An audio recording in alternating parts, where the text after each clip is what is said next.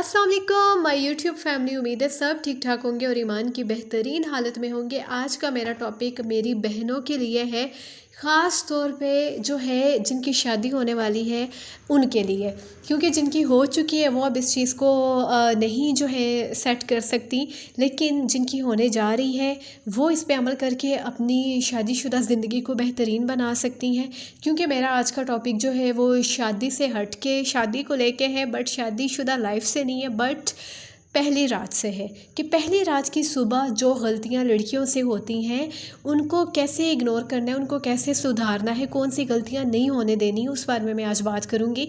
और जिनकी शादी हो चुकी है वो भी सुन लें, क्योंकि जो आपके पास अनमैरिड लड़कियां मौजूद हैं, आपकी बहनें हैं, कज़न हैं या बेटियां हैं, तो आप उनके साथ ये डिस्कस कर सकती हैं, उनको समझा सकती हैं। सो आज की वीडियो आप लोगों के लिए बहुत ज़्यादा इन्फॉर्मेटिव होगी। सबसे पहला काम जो आपने करना है कि आप जो है सुबह के टाइम जब आप शॉवर लेके सामने आएंगी तो आपने कभी भी अपने बाल जो है वो खुले नहीं रखने। आपने उनको फ़ौरन से टॉवल ड्राई करके, और कोशिश करें कि आप अगर नॉर्मली उस घर के लोग 6 बजे जाग रहे हैं या 7 बजे या 4 बजे या 5 बजे, तो आप उससे 1 घंटा पहले जाके शॉवर लें और अपने बालों को अच्छे से आपने टॉवल ड्राई करने के बाद आप उसको अगर ब्लो ड्राई करती हैं या स्ट्रेट करना चाहती हैं, कोई सा भी हेयर स्टाइल बनाना चाहती हैं, देन गो फॉर इट। आप उसके लिए वेट ना करें। और अगर आप हेयर स्टाइल नहीं भी बनाना चाहती तो एटलीस्ट अपने बालों को टॉवल ड्राई करके अच्छे से, किसी के भी आने से पहले अच्छे तरीके से उनको ड्राई कर ले। और अपने जो है गीले बालों के साथ आपने किसी के भी सामने नहीं आना। उसकी वजह है कि नज़र बहुत ज़्यादा लगती है, क्योंकि इस सुबह लड़की सबसे ज़्यादा खूबसूरत लग रही होती है। एक माँ बनने के बाद जो पहला रूप होता है औरत का, और एक पहली रात के बाद, तो इन दो मौक़ों पे लड़की को नज़र से बहुत बचना चाहिए। देखिए, ज़रूरी नहीं है कि नज़र हसद की हो, प्यार की नज़र भी लग जाती है। और वी नेवर नो कि हमारे पास है, हमारे इर्द गिर्द कौन से लोग बहरूपियाँ हैं, हासिदीन मौजूद हैं। अल्लाह ताला सबको हदायत दें, लेकिन हम किसी को जो है वो कह तो नहीं सकते, लेकिन हम अपने ऑन पे अपनी प्रिकॉशंस तो ले सकते हैं ना, अपना ख्याल तो कर सकते हैं। तो ये काम आपने लाजमी करना है। इसमें कोई एफिशिएंट होने की ज़रूरत नहीं है कि आप लोग जो हैं, और मोस्टली 99% लड़कियां यही कर रही होती हैं कि वो खुले बालों के साथ, गीली जुल्फ़ों के साथ सबके सामने आ जाती हैं। और ये जो है यहीं से मामला ज़्यादातर ख़राब होते हैं। बहुत सी लड़कियां होती हैं आपके इर्द गिर्द मौजूद जिनकी शादी में ताख़ीर हो गई होती है, या जो बेवा होती हैं, या जो तलाक़ याफ्ता होती हैं, तो किसी के दिल में कसक आना या एक हसद की निगाह से कोई आपको देखे, तो वो नज़र जो है आपकी सारी ज़िंदगी का अल्लाह ना करे वबाल बन सकती है। सेकंड, आपने क्या काम करना है कि उस शादी वाले घर में ज़ाहिर है बहुत सी लड़कियां, बहुत सी शौख़ उम्र की लड़कियां, बहुत सी बड़ी उम्र की औरतें ऑब्वियसली आई हुई होती हैं। तो कभी कभी ऐसा होता है कि ज्वेलरी का बहुत ज़्यादा तबादला ख्याल होता है। कहीं पे कोई आपको कह देता हो बेटा आपकी ज्वेलरी में ये चीज़ की कमी है, बाकी सब तो अच्छा, ये रिंग मेरी पकड़ लो, ये तुम पहन लो। या कोई आपको कह देता है और आप लाड में आके या रस्मन या मना ना कर सकने के लिहाज में आप जो है अपनी ज्वेलरी उसको दे देती हैं, कोई रिंग दे दी या कोई ऐसी वैसी चीज़। तो लेकिन बाद में क्या होता है कि आप उस जगह नए आए हुए होते हो, या अगर नए नहीं भी आए हुए, बहुत से लोग ऐसे अननोन आए हुए होते हैं, और आपका ख्याल होता है कि बाद में मैं उनसे पूछ लूँगी कि आपकी खाला ने रिंग ली थी या दी थी, या आपकी फ़लाँ कज़न ने ली थी या दी थी, उसका ये नाम था। तो इस तरह बाद में बहुत ज़्यादा मिसअंडरस्टैंडिंग्स हो जाती हैं, और ज़्यादातर ज्वेलरी ऐसे मौक़ों पर ही गायब होती है। तो आपने इस चीज़ का बहुत ज़्यादा ध्यान करना है ना, आपने अपनी ज्वेलरी लेनी है ना ही देनी है। अगर कोई आपसे मांगे तो आप उसको बहुत अच्छे लफ्ज़ों में टाल सकते हैं, और अगर आपको कोई देना चाहे तो आप कहें कि नहीं, मैं अपनी ज्वेलरी के साथ बिल्कुल मुतमईन हूँ, मुझे मज़ीद की ज़रूरत नहीं है, या कोई भी अच्छे अल्फाज में अच्छे अखलाक के साथ आप उस चीज़ को मना कर सकती हैं।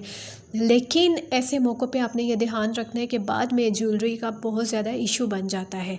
अच्छा, अब तीसरे नंबर पे जो बात है वो ये है कि आपने जो अपने साथ एक ब्रीफ केस लाजमी लेके आना है, जो ना बहुत ज़्यादा बड़ा हो जिसको कैरी करना मुश्किल हो जाए, और ना ही बहुत ज़्यादा छोटा हो। मीडियम साइज़ का कोई भी आपने ब्रीफ केस ले लेना है, ठीक है। और उसमें जो है आपने कोशिश करना है कि आपने अपने साथ जो उस टाइम यूज़ होने वाली चीज़ें हैं, जो ऑन द स्पॉट यूज़ हो सकती हैं, वो आपने लेके आनी है। हमारे यहाँ शादी में सारी ये तैयारियाँ हो जाती हैं A to Z, माशाल्लाह। हर माँ बाप अपनी बच्ची को एक से बढ़ के एक चीज़ देते हैं, लेकिन बहुत सी लड़कियाँ ये अहम चीज़ें भूल जाती हैं कि एक ब्रीफ केस उनके पास होना चाहिए जिसमें ये चीज़ें मौजूद होनी चाहिए, जिसकी उनको किसी से मांगने की ज़रूरत ना पड़े। और अभी जब मैं आप लोगों के साथ वो लिस्ट, शॉर्ट लिस्ट शेयर करूँगी, तो आप लोग ज़रूर मेरी बात से एग्री करेंगे। करना आपने क्या है कि जो ब्रीफ केस आपने लेके आना है उसमें आपने ये कुछ चीज़ें अपने पास रखनी है। उसमें आप जो है कॉस्मेटिक की कुछ बेसिक चीज़ें जिससे आप अपना हल्का सा अपना टचअप कर सकें, जिस तरह से हो गया लिपस्टिक होगी, कोई अच्छा सा शेड जो आपको पता हो कि वो हर हाल में आप पे सूट करेगा, वो साथ जो है ब्लश फाउंडेशन हो गया, कोई अच्छा सा परफ्यूम और कोई लोशन या मॉइस्चराइज़र जो भी आप यूज़ करती हैं, कोई क्रीम, कोई भी ऐसी चीज़ हो आपने अपने पास रखनी है। उसकी वजह क्या है कि देखिए आपने हज़ार शॉपिंग की हुई हो या आपको बरी में जो कुछ भी मिले, लेकिन शादी की सुबह ऐसी होती है कि फ़ौरन आपने ज़ाहिर है अपना सारा सामान निकाल के तो बैठ नहीं जाना, तो हल्का सा टचअप होना ज़रूरी होता है। और ना ही आप वो सारा निकाल के बैठ के ऑर्गेनाइज़ करने ये बैठे बिना, ये गलती कभी मत करें, क्योंकि अभी आपको नहीं पता कि आपने क्या चीज़ कहाँ रखनी है। 100 चीज़ें इधर से उधर करनी होती हैं। कोई आपको जो है सेटिंग पसंद नहीं आई उस रूम की, वो आपने चेंज करनी है, या जो है आपको अभी मतलब हो सकता है वो रूम ही आपको ना मिलना हो, या आपकी किसी और जगह शादी हो रही हो। बहुत से लोग, कुछ लोग अपने आबाई गाँव में जाके शादी करते हैं या कुछ शहरों में जाके करते हैं, कुछ पता नहीं होता। तो उस टाइम थकने की ज़रूरत ही नहीं है। देखिए उस दिन तो आपने वैसे भी, आपका वलीमा है उस दिन या अगले दिन, तो आपने जो है ब्राइडल तो बनना ही है। तो आप इन चीज़ों से आराम से फ्री हों। आपने बस हल्की 2-4 चीज़ें कॉस्मेटिक अपने पास रख लेनी है ब्रीफ केस में, ठीक हो गया। उसके साथ आपने जो है अपना जो भी आप नाइट ड्रेस आप वियर करना चाह रही हैं जिसमें आप कंफर्टेबल हो, वो आपने रख लेना है। और साथ आपने जो अगली सुबह उठ के, ये मेन चीज़, जो आपने अगली सुबह उठ के जो ड्रेस पहनना है उसको आपने आयरन करके अपनी मम्मा के घर से ही उसको अपने ब्रीफ केस में डाल के रख लेना है, ताकि जब आप शादी की सुबह उठें, देखिए नए घर में 100 काम होते हैं, कोई बंदा अवेलेबल नहीं होता, कोई बिज़ी होता है, कोई कहाँ होता है। चाहे दुल्हन को बहुत प्रोटोकॉल मिलता है, बट फिर भी अच्छा नहीं लगता ना कि आप शादी की सुबह किसी से कपड़े मांगती फिर रही हो या आयरन करने की रिक्वेस्ट कर रही हो। तो आपके पास एक अदद जोड़ा लाजमी तौर पे मौजूद होना चाहिए कि जिसको जो है आप वेरी फर्स्ट डे वियर कर सके। आपको किसी किस्म की कोई टेंशन ना हो, आपको किसी से बात ना करनी पड़े, आपको किसी का मुंह ना देखना पड़े। और दूसरी बात, ये निशानियाँ होती हैं एक सोबर लड़की की कि वो अपने आप को कितना वेल मेंटेन रखती है, वो अपनी चीज़ों को लेके कितना जो है वो वेल मेंटेन है। अच्छा, ये चीज़ होगी। उसके बाद जो आपने काम करना है वो ये करना है कि आपने वो ब्रीफ केस जो है वो बहुत ज़्यादा ना भर के नहीं लाना। आपने बस ये चीज़ें टोटल जो मैंने आपको बताई हैं 3 से 4, वो आपने जो है वो रख लेनी है। और हाँ, एक साथ पेनाडोल की टैबलेट आपने लाजमी रख लेनी है।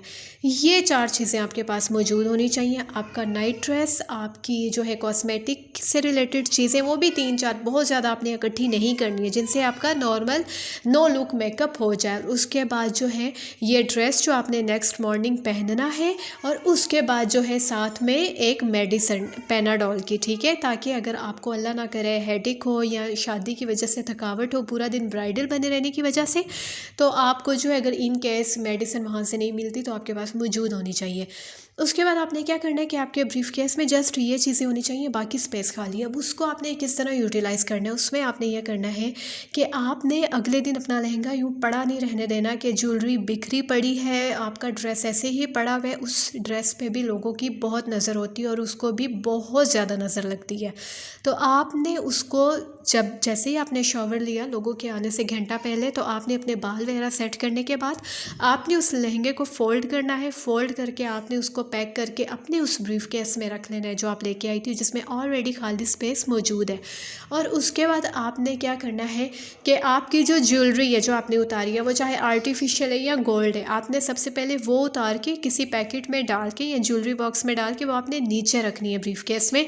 उसके ऊपर आपने अपना लहंगा रखना है। आपने कभी भी ये मिस्टेक नहीं करनी कि आपने अपनी ज्वेलरी उतार के बड़े मज़े से, जो आपके जहेज़ में साथ कबर्ड है या जो ऑलरेडी आपके हस्बैंड के रूम में फिक्स हुई है या कोई भी ऐसी स्पेस, तो आप वहाँ पे रख दें कि जी है तो अब मेरा रूम है, मैं यहाँ पे रख दूँ। No, never. शादी वाला घर है, कोई भी मिसहैप हो सकता है, कोई भी मेहमान ऐसा आया हो सकता है। और देखें, कभी भी हम किसी की नीयत पे शक नहीं कर सकते, बट अक्सर कुछ लोगों का दिल नहीं होता कोई चीज़ उठाने का, लेकिन सामने पड़ी हुई चीज़ देख के किसी का भी ईमान डोल सकता है। अल्लाह सबको हिदायत दे।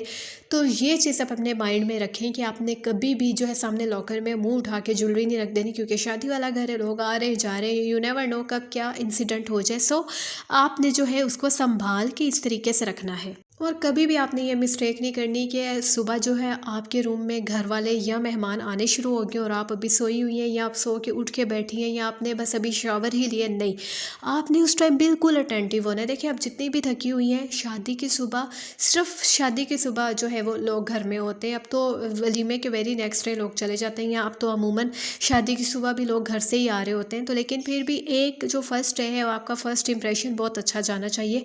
ये साबित करेगा कि आपकी वाकई तरबियत की गई है, फ़कत पाला नहीं गया। तो आपने जो है सबके आने से पहले पहले ये सब काम करके रखने, जो मैंने आपको बताया, आपने वो अपना ड्रेस जो आप साथ लेके आई हैं वो पहन के लाइट सा अच्छा सा मेकअप करके आपने वेल ऑर्गेनाइज होकर बैठना है।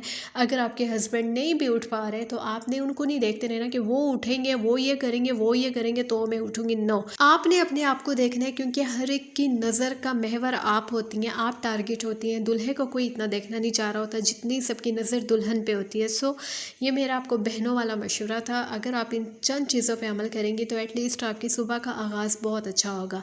आई एम श्योर आज की वीडियो आप लोगों के लिए बहुत ज़्यादा इन्फॉर्मेटिव होगी। अपना रखिएगा ख्याल। फ़ी अमान अल्लाह।